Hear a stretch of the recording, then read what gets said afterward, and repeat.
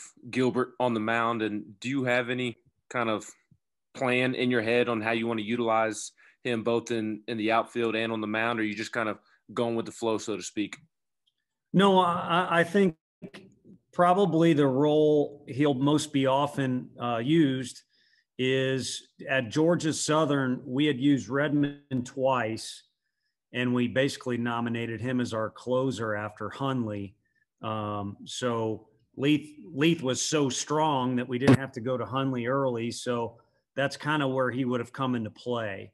Or if we get into midweek action, he's a potential starter, again, closer if we've used up Redmond or those other guys. But for today, we felt like if we got on the scoreboard early, we'd be able to kind of manipulate guys the way we wanted to and move guys in and out. So that was where it was a little easier for us to just say, hey, we want the guy to get 2 innings. Hopefully that makes sense. Coach, what did you like about what Connor Housley gave you yesterday, kind of in his own inning, but then obviously today coming in a more difficult situation and getting out of it? Yeah, there's an intensity there and a focus that we like. I mean, I've said it to the guys. It's regardless of how good you think he is or how good he ends up being by the end of the year or the end of his career, it's very important to him to be good. And he's worked his butt off, in particular when everybody had to go into hiding in quarantine. We were getting nonstop videos of him working out and throwing bullpens and working on different things. And he and Coach A have formed a good relationship. So he's a guy I think we now can say we can trust. I mean, last night was very good, but tonight was more of get ready as fast as you can. Here's a mess, get us out of it. And he did it in style. All right, we'll go to Ryan next, and then Troy, and then Wes. On one of your first looks at a lot of young guys over the last 2 days, just what did you see from that group as a whole, and did anyone's play stand out?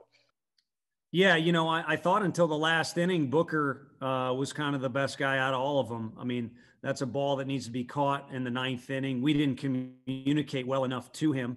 And then who knows, what else went on in that play in particular. But he didn't play like a freshman. He played incredibly mature, took some really good swings, not without a couple things we pointed out to him on the bases. But he showed some promising things down the road, but he also put himself in a position where he can make an argument in certain situations to get additional action. As far as the whole group, I mean, it's just good to get it out of the way. Some guys handle it better than others. You don't have a soul if you're not a little bit nervous or have some butterflies or extra adrenaline going. And, for the most part, everyone that got their first action handled it well. A couple guys are going to be itching to get back out there because it didn't go so well. If anything, everybody needs to be glad to have it behind them and move on to the next rep. Tony, I was going to ask you about Kyle. I guess just how important is it for a freshman to have some success early and get that kind of confidence builder in the first week of the season like he has here? Most guys, unfortunately, are result-based confident. So when things go well, it boosts their ego, and when it doesn't, it goes the other way. Now, I think Kyle has natural confidence that he's going to believe in himself either way. But at the same time, again, you're not human if you don't want to feel like you fit in. And these first-year guys, I don't care who they are, junior college guys or freshmen, and I don't just mean this team, I mean any team, first-year guys, sometimes struggle to feel like they belong or they really fit in. Where you see it a lot, and to take this further, is SEC play. I've seen freshmen and first-year guys play well, and then you get to SEC play, and they're not quite certain they fit in. And the bottom line is if they're playing on an SEC team, then they fit in against SEC competition. So, again, I'm just really glad to have his first start, his first repetitions, other guys behind him so they can realize this is nothing to build up into something, like slaying a dragon. It's just baseball, what we've been doing here every day since we've gotten back from the whole mess that had us leave the park, I guess. Tony, what are your thoughts on Steenstra as a prospect? I mean, you don't really see a lot of guys with that size move that well and be able to play shortstop. Is he as toolsy as it looks like he is? No, he is, and he garnered a lot of pro attention when he kind of blew up in junior college, and he had an arm injury in junior college as a pitcher, so that's why he had Tommy John, and he came back from that. He did not get a full fall with us, and I think he's still light years away from being as physical as he can be. I mean, he's going to be a huge person. He's got an incredible arm strength. That's not going to go away. I think he's still feeling for how to attack certain balls on the infield at this level now that everybody can run pretty well, and then how to attack pitching at this level too. And you see a better and better guy every day. I had a conversation with him. He wants to push to be, out there every day on this team, but we're certainly excited about the fact that he could be the general at that position next year if he's still around. But like you said, he's a pro prospect. We'll go back to Mike. Yeah, Tony, what do you see coming in this weekend with Indiana State? What's kind of their strength, and how do you figure they match up? Yeah, we're facing a lefty with a 0 ERA. So that's the first thing that sticks out to us. Like a lot of programs in college baseball, the theme won't end. There's a lot of older guys back on every team.